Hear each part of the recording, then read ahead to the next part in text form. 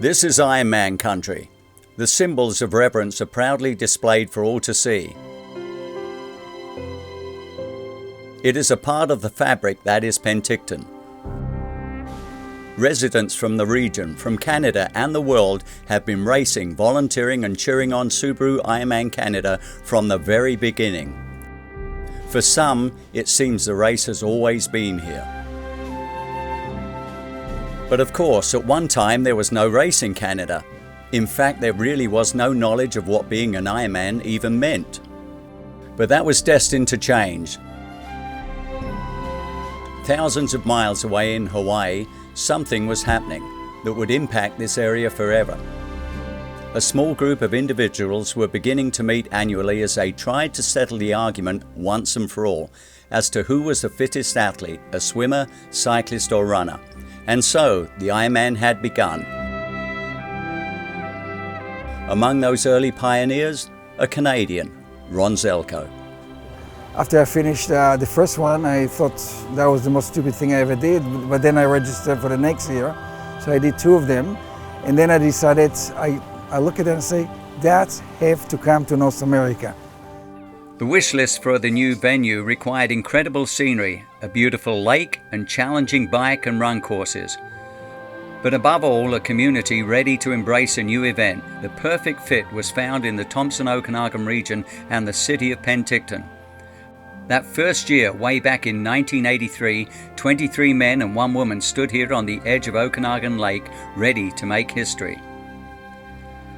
The next year, the numbers grew to 51, then over 100. All the while, the community was there taking care of the race and its athletes. But as the race grew, the enthusiasm in the town grew too. It's always been there. Everyone in town, shop people, the ordinary citizens, everyone wanted to volunteer for Ironman at that time. 1986 would see another major growth with 348 participants. Triathletes from around the world were now coming to Canada, including the world's best. However, it was Rick Hoyt and his father Dick that would leave the biggest impression of all. When Rick Hoyt was born, doctors said he was doomed to a life of darkness, but Dick Hoyt was determined to give his son a life of enlightenment.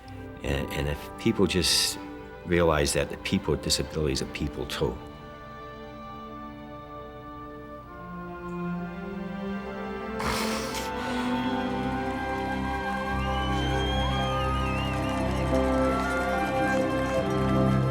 By the end of the first decade, the numbers had grown to over 1,000 athletes as the race became revered by those that came and those that would.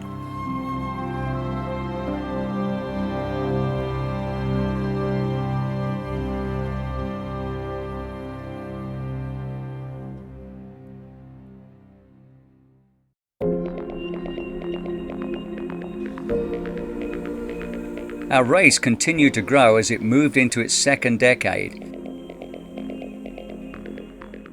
In 1993, we saw an incredible 30 countries represented at the starting line, and for the first time, participants had a mandatory cut-off time, but for a few years it was not midnight, 17 hours after the start as it is today.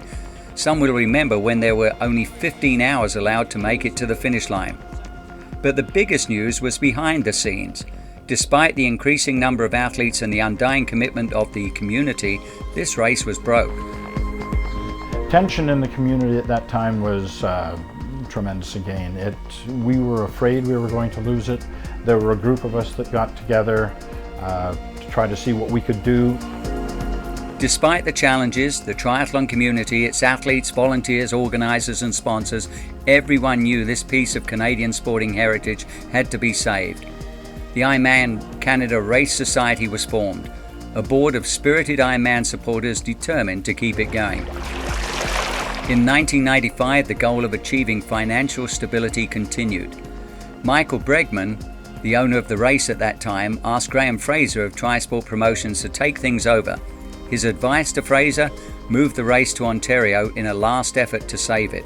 So the advice we were given was to get down east, talk to Graham Fraser, let him know what Penticton was all about, and that's what I did.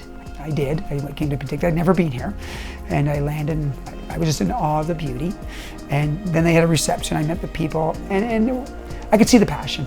You know, and I'm a sucker for passion.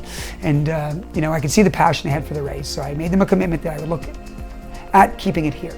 And at the end of the experience, the rest is history. 30 years of history. In 1997, Subaru Canada was brought in as title sponsor, setting up what has become one of the longest sponsorship relationships ever between a group of sponsors, ownership and a movement. Subaru is now part of our triathlon lifestyle from coast to coast. For the past 17 years, the race and its athletes have been supported by a devoted group of sponsors, including Subaru Canada, Gatorade, Powerbar, Timex and Adidas. And although some sponsors would move on and others have joined the team, combined, these companies, along with the City of Penticton and the Thompson-Okanagan region, have been instrumental in developing a legacy that has this race well positioned for many years to come. The Queen of Penticton begins her reign. 1997 would mark the first of 5 titles at Subaru Ironman Canada for the girl from Ontario who moved to BC to pursue her triathlon dreams. The people out there were so great, just screaming and yelling, all the spectators. Not only that, but all the people racing, they were stopping in the middle of the road and clapping when I went by, and it was just hard not to be overcome with emotion and just cry the whole way in. Lori Bowden would win numerous Ironman races around the world, including 2 Ironman World Championships, but she will be best remembered to this nation for her dominance at Subaru Ironman Canada.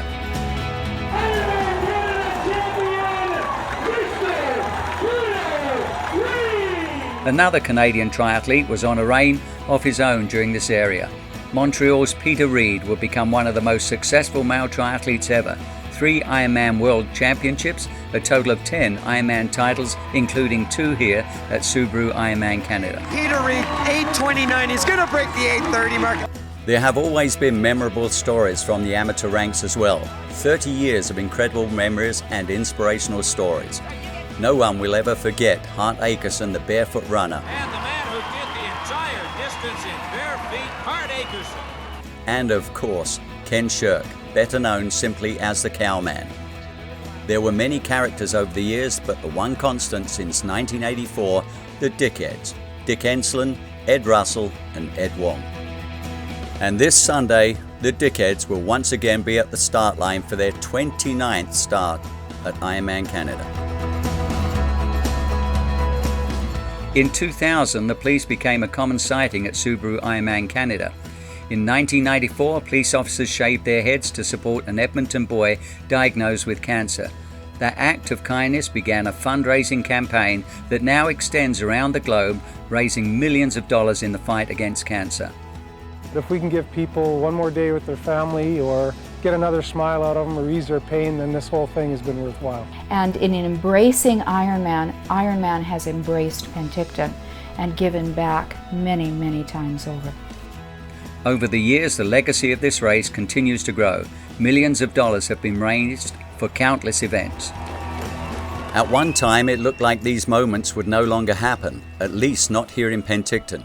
But come Sunday, once again the finish line will be where we make history, one finisher at a time.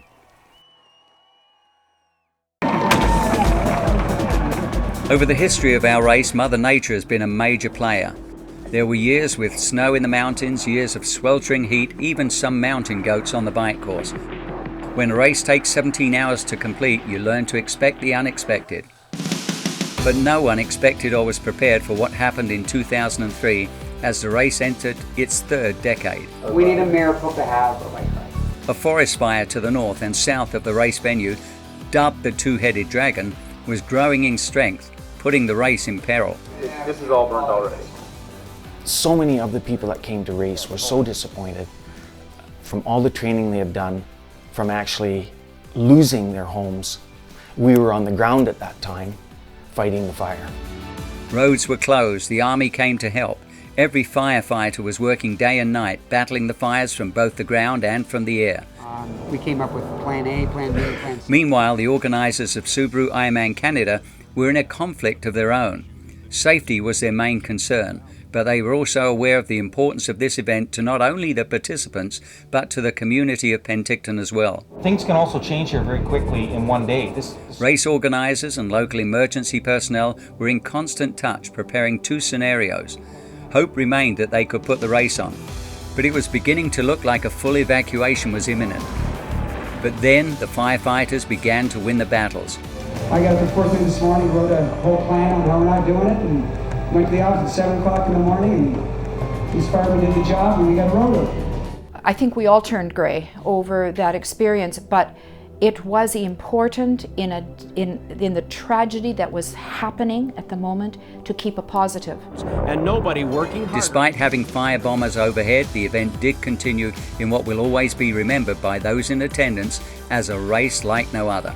The helicopters, as they were going out on the bikes along Vaso Lake, were dropping water within 150 feet of the bikes. It was unreal to see.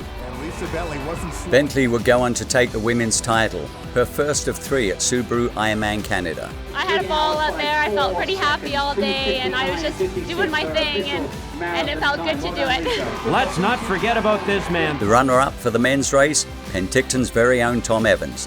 Despite having the added pressure of being forced to evacuate his home in the days leading up to the event, somehow he managed to put together an unbelievable result.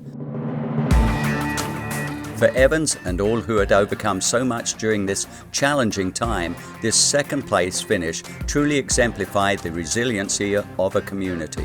Tom Evans has dedicated an entire year. In 2004, 1 year after the fires, Tom Evans was back, this time crossing the line as the champion. Back in 2002, Canada's Olympic gold medalist Simon Whitfield was with us to support his longtime friend Jasper Blake. Blake, man, he's a legend. He's a legend. Go, son. I'm so proud of him. That's great. He's going to come back here to win 1 year, too. Whitfield was right. After numerous attempts, in 2006, Jasper Blake would finally get that long sought-after win. But perhaps it is the denizens of the dark that we remember most of all, especially those that would battle the clock and that midnight cut-off time the entire day. Becoming an Ironman, or not, often comes down to just a few precious seconds. An accountant from Ontario, Dave Monday, reminded us to never give up on our dreams. Twice he came up just short. But the third time, now that was a charm. She has become a fixture at Subaru Ironman Canada. Sister Madonna Buddha became the oldest female Ironman finisher ever in 2005. But of course there have been many more Ironman races since that historic day. And even I proved that every dog has his day, doing my first one in 1984 and 3 times since then. We have partied in the streets. We have even slept in the streets, in the halls, lining up throughout the night to secure a spot on that very special starting line. And yes, some of us have even endured this. All to have a permanent reminder that together we will always be a part of the history that is Subaru Ironman Canada.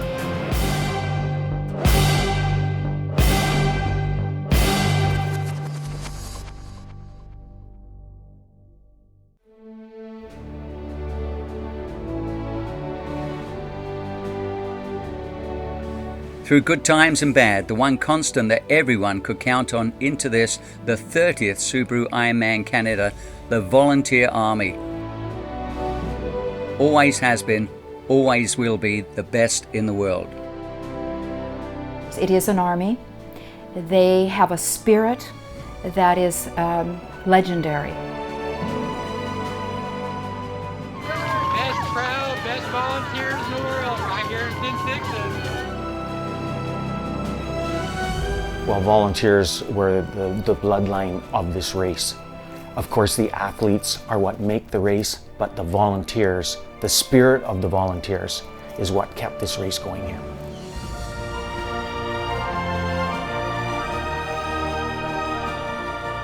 Three incredible decades. It has been quite the journey. Thank you so much. Good job, guys.